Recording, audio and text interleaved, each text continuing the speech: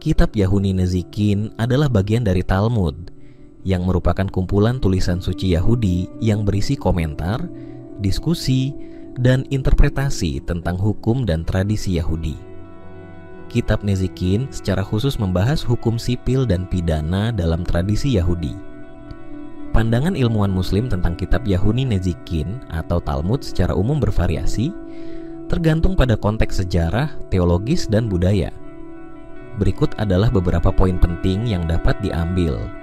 Ilmuwan Muslim, seperti para teolog dan ahli perbandingan agama, seringkali melihat Talmud sebagai bagian dari tradisi keagamaan Yahudi yang berbeda dari ajaran Islam. Mereka mengakui bahwa Talmud mengandung hukum dan tradisi yang spesifik bagi komunitas Yahudi, tetapi tidak dianggap sebagai sumber otoritatif dalam Islam. Beberapa ilmuwan Muslim, terutama dalam konteks polemik antaragama, telah mengkritik beberapa bagian dari Talmud yang mereka anggap bertentangan dengan ajaran Islam atau prinsip-prinsip universal. Misalnya, ada kritik terhadap beberapa pernyataan yang dianggap merendahkan non-Yahudi atau bertentangan dengan konsep kesetaraan dalam Islam. Sebagian ilmuwan Muslim mempelajari Talmud sebagai bagian dari upaya untuk memahami sejarah dan perkembangan agama Yahudi. Mereka melihatnya sebagai sumber penting untuk memahami bagaimana tradisi dan hukum Yahudi berkembang setelah masa Nabi Musa dalam tradisi Yahudi.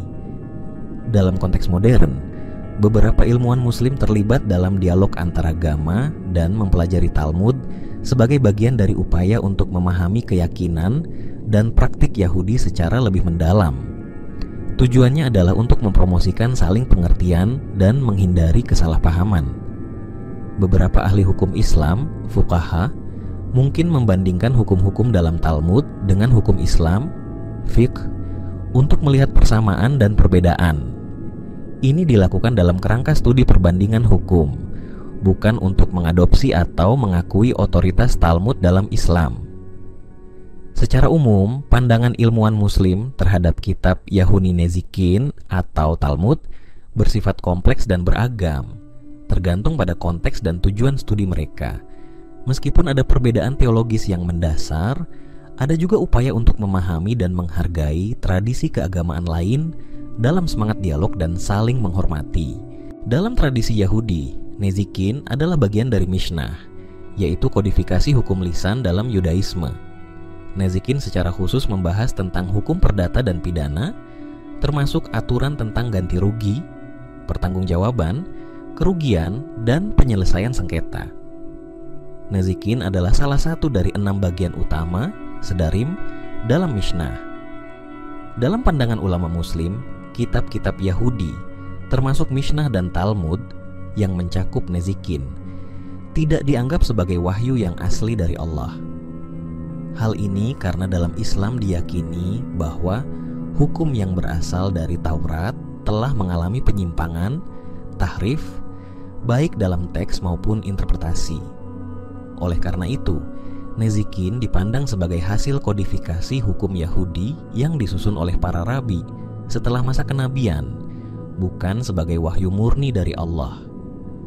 Meskipun dianggap telah mengalami perubahan, sebagian ulama Muslim mengakui bahwa beberapa prinsip dalam hukum Yahudi yang terkodifikasi dalam Nezikin mungkin berasal dari syariat asli yang diturunkan kepada Nabi Musa. Misalnya, konsep keadilan, tanggung jawab, dan penyelesaian sengketa yang tercermin dalam Nezikin dianggap memiliki akar dalam ajaran Taurat yang asli.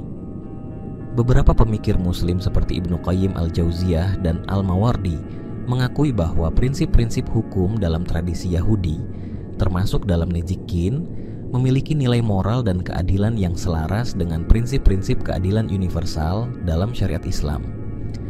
Namun, mereka menekankan bahwa syariat Islam adalah penyempurna dan pembenar dari hukum-hukum sebelumnya. Beberapa ulama Muslim yang mendalami hukum perbandingan, fiqh muqarran, telah membandingkan sistem hukum dalam Nezikin dengan hukum Islam dalam bab muamalah dan jinayah. Misalnya, konsep ganti rugi, diyah, dalam Islam memiliki kemiripan dengan aturan dalam Nezikin tentang kewajiban membayar ganti rugi atas kerugian yang disebabkan oleh kelalaian atau tindakan yang disengaja. Prinsip-prinsip tanggung jawab dalam nezikin juga memiliki kemiripan dengan konsep hukum Islam tentang doman, jaminan, dan ta'zir, hukuman. Dalam Islam, otoritas untuk menetapkan hukum dianggap sebagai hak Allah yang disampaikan melalui wahyu kepada para nabi. Oleh karena itu, ulama muslim memandang kodifikasi hukum oleh para rabi dalam nezikin sebagai bentuk interpretasi manusia yang tidak memiliki legitimasi ilahi setelah kedatangan wahyu terakhir dalam Al-Quran. Ulama muslim umumnya memandang nezikin dan kitab-kitab Yahudi lainnya sebagai bagian dari hukum yang telah terdistorsi oleh campur tangan manusia. Namun, mereka mengakui bahwa beberapa prinsip dalam nezikin mungkin memiliki akar dalam syariat Nabi Musa, meskipun telah tercampur dengan penafsiran dan tambahan yang bukan berasal dari wahyu murni. Al-Quran dipandang sebagai pembenar dan penyempurna dari hukum-hukum tersebut. Kitab Yahudi Nezikin adalah bagian dari Talmud, yang merupakan kumpulan tulisan rabbinik Yahudi yang membahas hukum, etika, adat istiadat, dan sejarah Yahudi. Kitab Yahudi Nezikin khususnya membahas topik-topik yang berkaitan dengan hukum perdata dan pidana dalam tradisi Yahudi. Pandangan ilmuwan muslim tentang kitab Yahudi Nezikin atau Talmud secara umum bervariasi tergantung pada konteks historis, teologis, dan interpretasi masing-masing ilmuwan. Berikut adalah beberapa poin yang mungkin menjadi perhatian ilmuwan muslim. Ilmuwan muslim umumnya melihat Talmud sebagai bagian dari tradisi keagamaan Yahudi yang berbeda secara teologis dari ajaran Islam. Islam mengakui Taurat sebagai kitab suci yang diturunkan kepada Nabi Musa, tetapi menganggap bahwa teks aslinya telah mengalami perubahan, tahrif. Oleh karena itu, pandangan terhadap Talmud seringkali dipengaruhi oleh keyakinan ini. Beberapa ilmuwan muslim mungkin mengkritik isi Talmud, terutama jika terdapat pernyataan yang dianggap bertentangan dengan ajaran Islam atau prinsip-prinsip universal seperti keadilan dan kesetaraan. Misalnya, beberapa bagian Talmud telah dikritik oleh berbagai kelompok, termasuk muslim, karena dianggap mengandung pernyataan yang diskriminatif atau tidak sesuai dengan nilai-nilai modern. Sebagian ilmuwan muslim mungkin mempelajari Talmud sebagai bagian dari studi perbandingan agama. Mereka mungkin melihatnya sebagai sumber penting untuk memahami perkembangan pemikiran hukum dan teologi Yahudi, serta bagaimana hal itu berinteraksi dengan tradisi Islam. Beberapa ilmuwan muslim mungkin menempatkan Talmud dalam konteks historisnya, memahami bahwa kitab tersebut merupakan produk dari perkembangan pemikiran dan hukum Yahudi selama berabad-abad. Mereka mungkin melihatnya sebagai refleksi dari kondisi sosial dan budaya masyarakat Yahudi pada masa tertentu.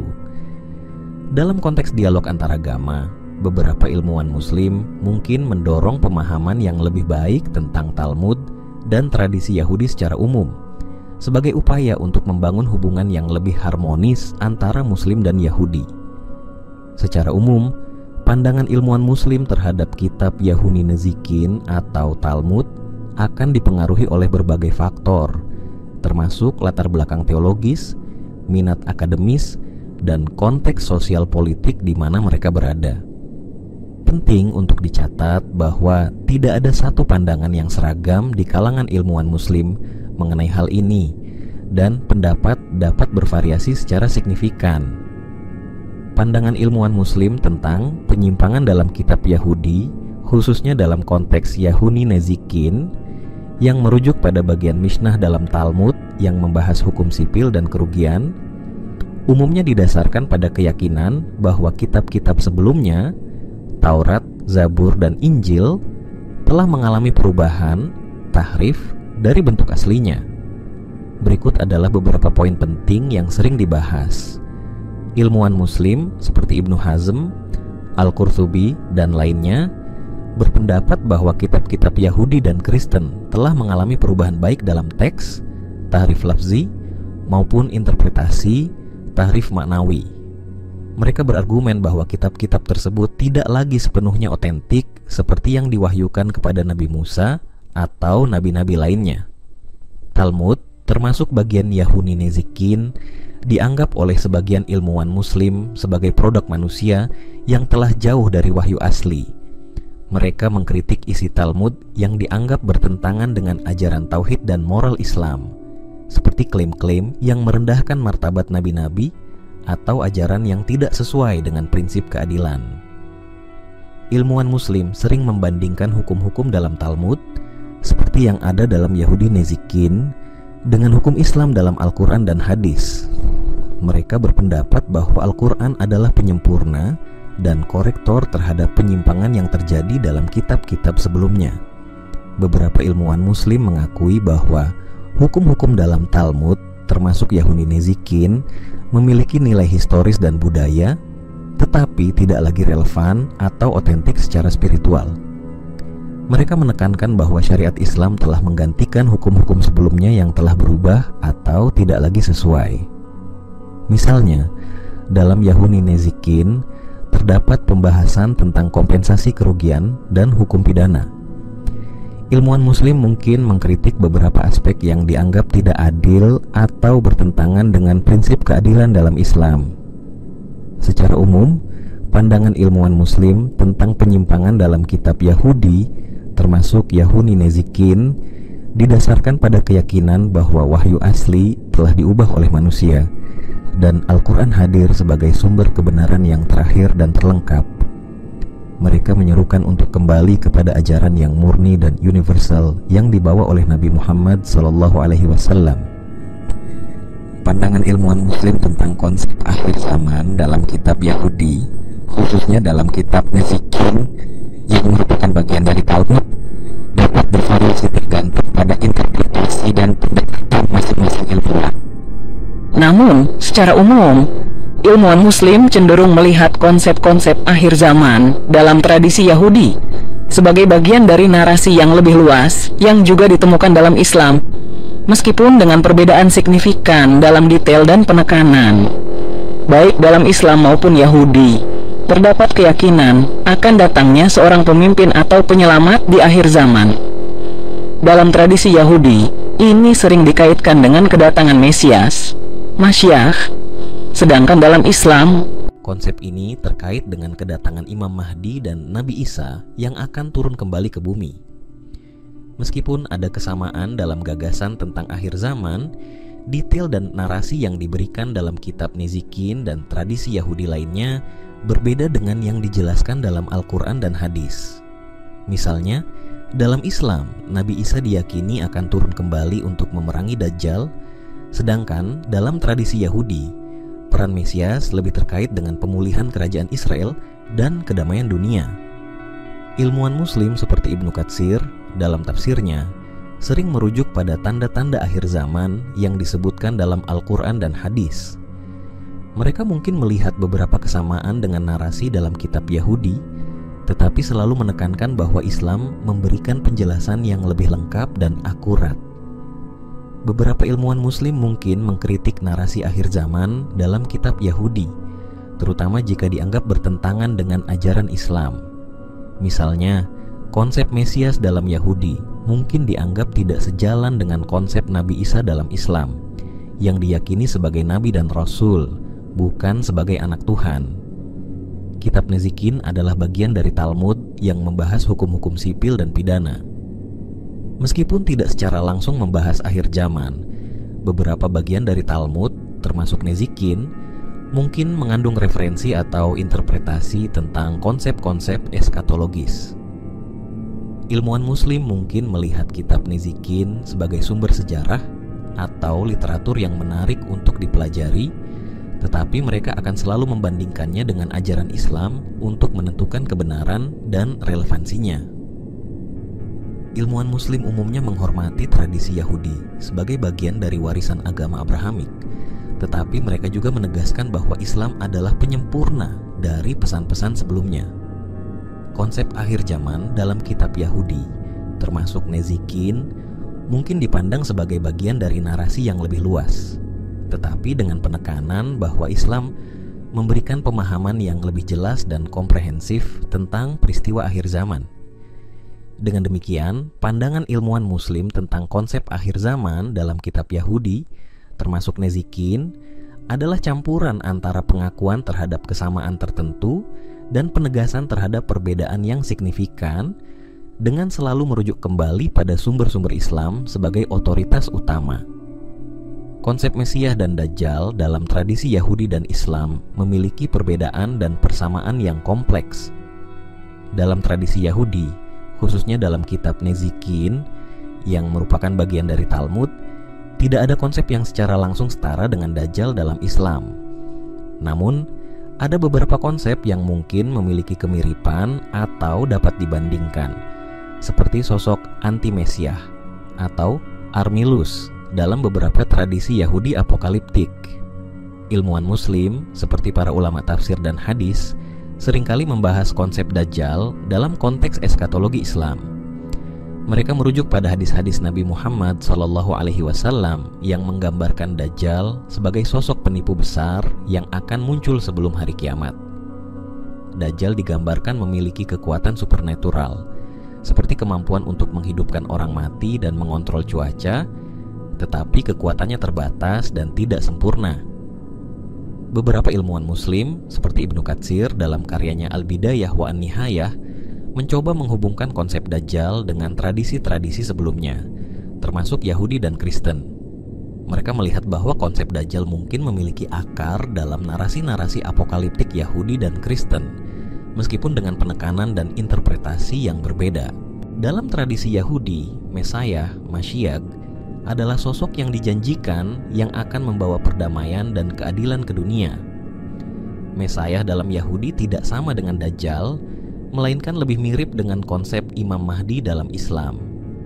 Namun, dalam beberapa tradisi Yahudi apokaliptik, ada juga sosok yang disebut Armilus, yang dianggap sebagai sosok jahat yang akan muncul sebelum kedatangan Mesias.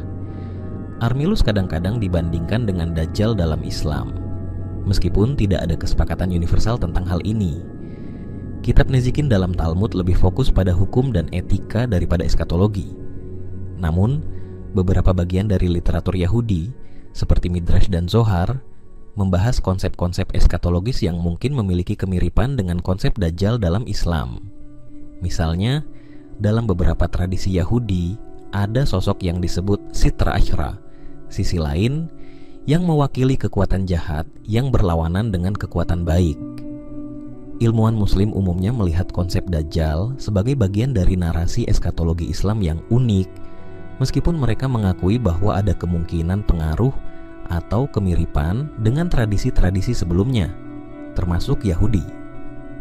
Namun, penting untuk dicatat bahwa interpretasi dan penekanan dalam Islam sangat berbeda dengan tradisi Yahudi, terutama dalam hal peran dan sifat Dajjal. Dalam kitab Nezikin sendiri, tidak ada pembahasan langsung tentang Dajjal atau sosok yang setara dengannya. Namun, ilmuwan Muslim mungkin melihat beberapa kemiripan dalam konsep-konsep apokaliptik Yahudi yang lebih luas, meskipun dengan penekanan dan interpretasi yang berbeda sesuai dengan ajaran Islam. Para ulama Muslim mungkin memiliki pandangan tentang bagaimana hukum-hukum Yahudi, termasuk yang terdapat dalam Nezikin, dapat dilihat dalam konteks hubungan antara Muslim dan Yahudi, terutama dalam masyarakat pluralistik modern. Beberapa poin yang mungkin relevan adalah pengakuan terhadap perbedaan hukum. Ulama Muslim mengakui bahwa setiap agama memiliki sistem hukumnya sendiri. Dalam konteks modern, penting untuk menghormati perbedaan ini selama tidak bertentangan dengan prinsip-prinsip dasar Islam atau hukum yang berlaku di negara tersebut. Beberapa ulama modern mendorong dialog antar agama untuk memahami tradisi dan hukum masing-masing agama. Ini termasuk memahami kitab-kitab seperti Nezikin sebagai bagian dari warisan keagamaan Yahudi. Hukum yang berlaku di masyarakat modern. Dalam masyarakat modern, hukum positif, hukum negara, biasanya berlaku untuk semua warga negara, terlepas dari agama mereka. Ulama Muslim umumnya mendukung kepatuhan terhadap hukum positif selama tidak bertentangan dengan syariat Islam. Prinsip-prinsip keadilan dan ganti rugi yang dibahas dalam Nezikin memiliki kesamaan dengan prinsip-prinsip Islam, seperti dalam fiqh muamalah, hukum transaksi. ulama Muslim mungkin melihat ini sebagai titik temu antara kedua tradisi hukum. Dalam konteks masyarakat yang beragam, ulama Muslim menekankan pentingnya toleransi dan hidup berdampingan secara damai dengan penganut agama lain, termasuk Yahudi. Secara umum, para ulama Muslim tidak secara khusus mengkaji kitab Nezikin, tetapi mereka mungkin melihatnya sebagai bagian dari warisan keagamaan yang perlu dihormati dan dipahami dalam konteks dialog antaragama dan kehidupan bermasyarakat yang harmonis.